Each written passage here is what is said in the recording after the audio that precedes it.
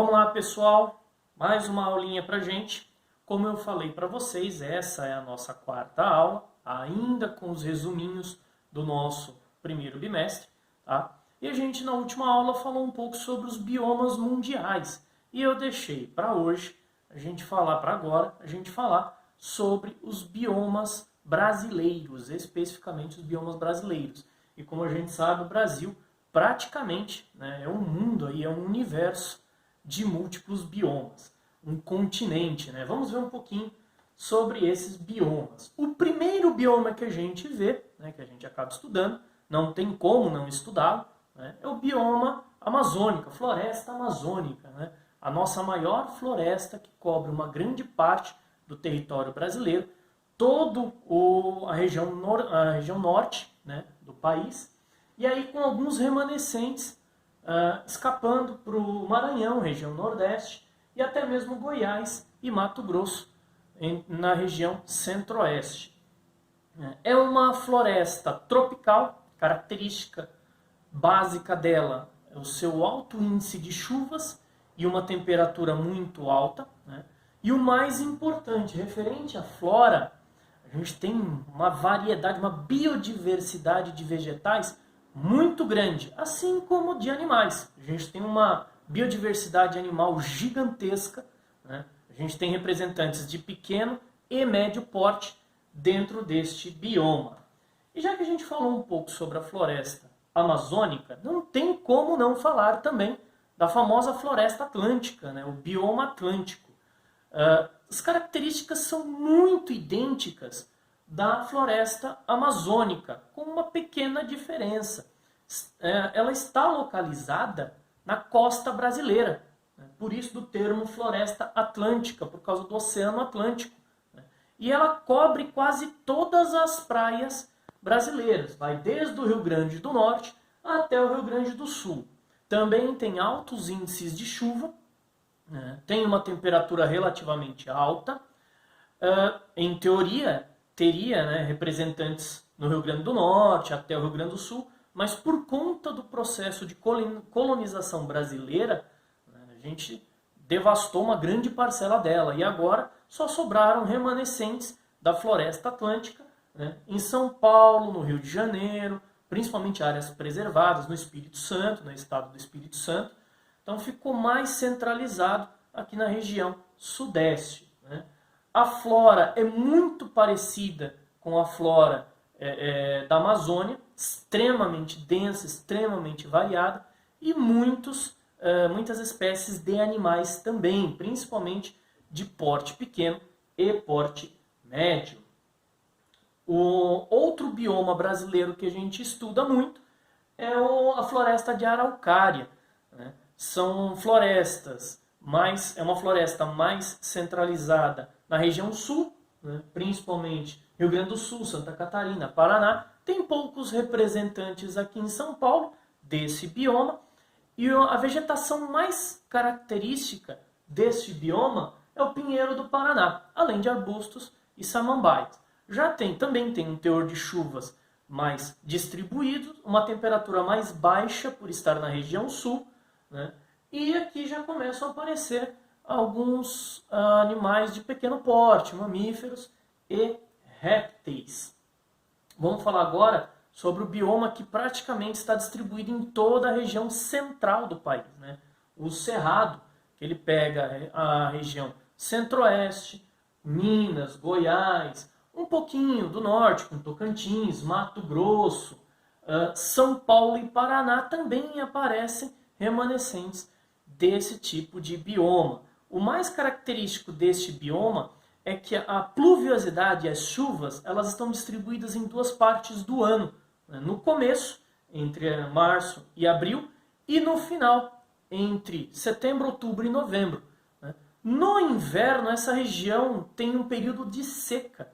Então, por ter esse período de seca, os vegetais se adaptaram à forma de desenvolver uma casca protetora, né, para tentar reter um pouco desse líquido, um pouco de água, no período de inverno. Então, os vegetais são adaptados, têm formação aí de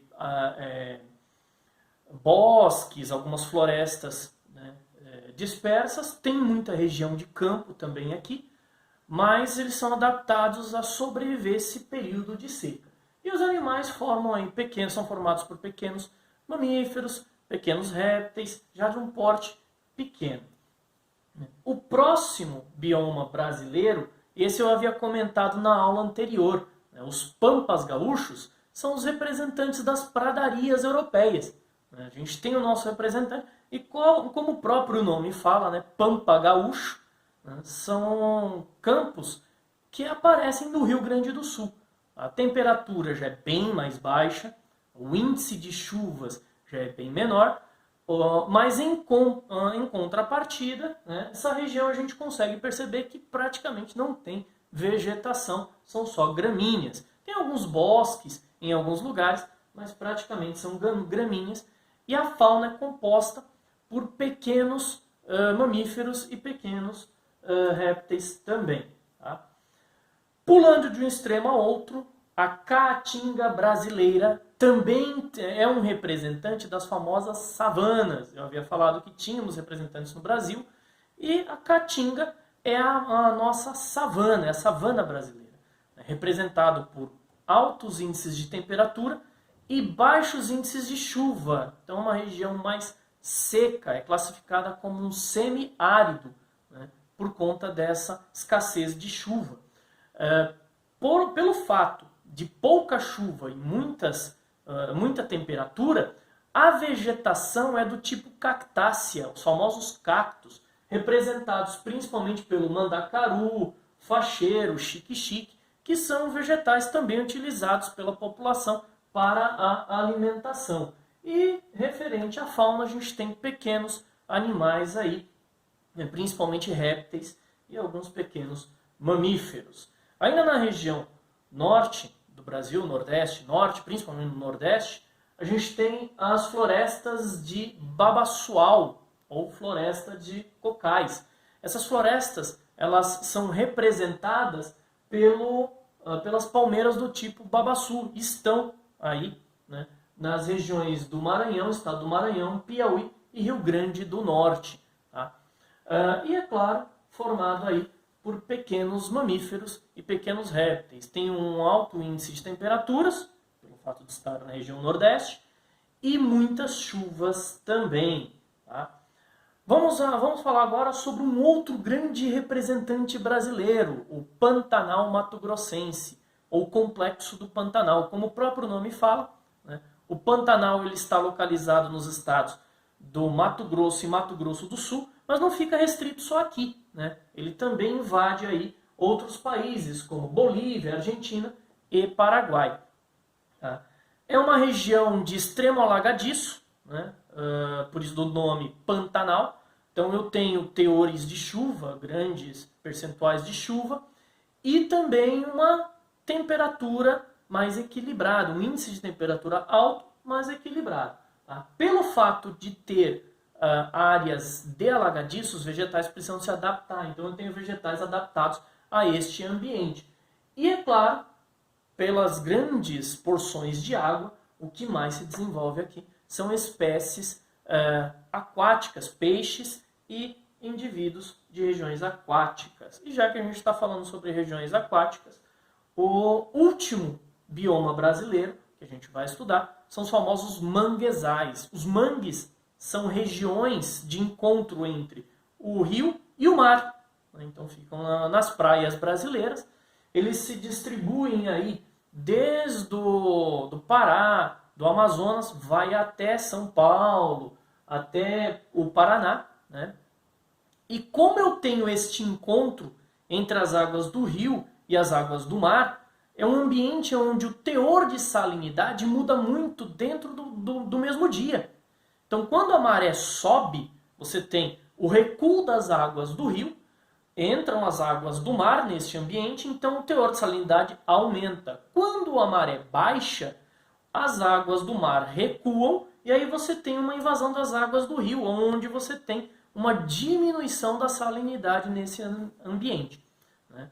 Outro detalhe, o solo desse ambiente é extremamente arenoso, então muito movediço.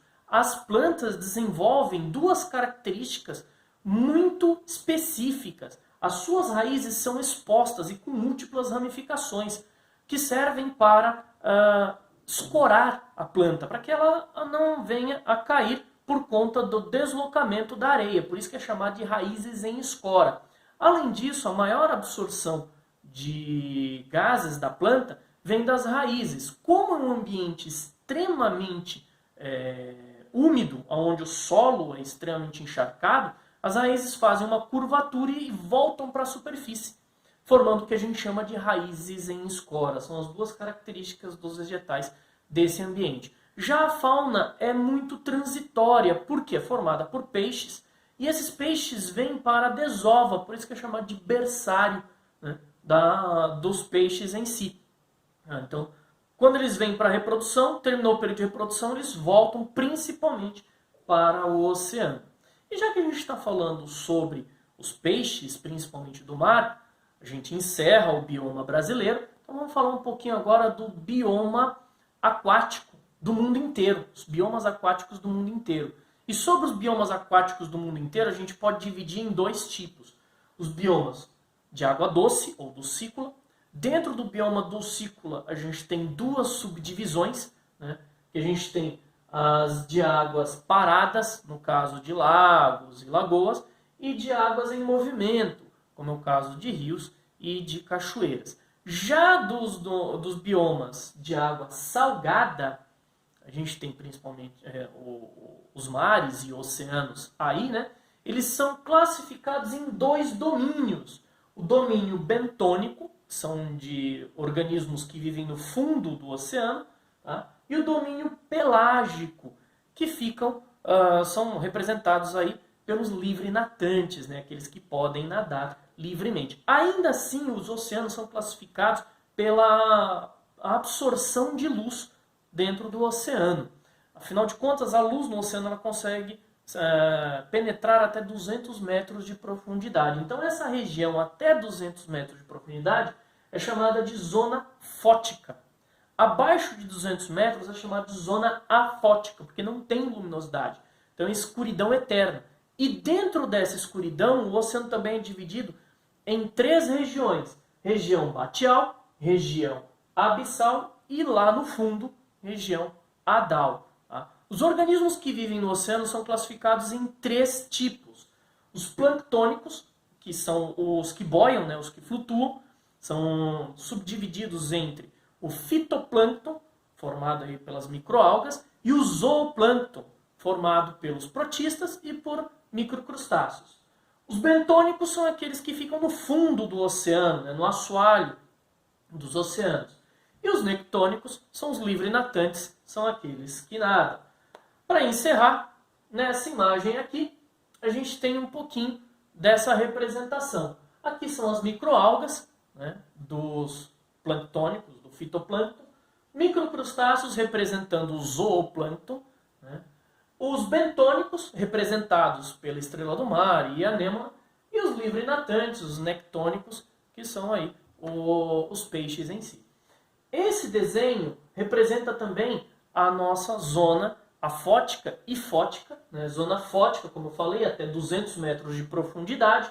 Abaixo disso, zona afótica, dividida em região batial até 2.000 metros. De 2.000 metros até 6.000 metros, região abissal.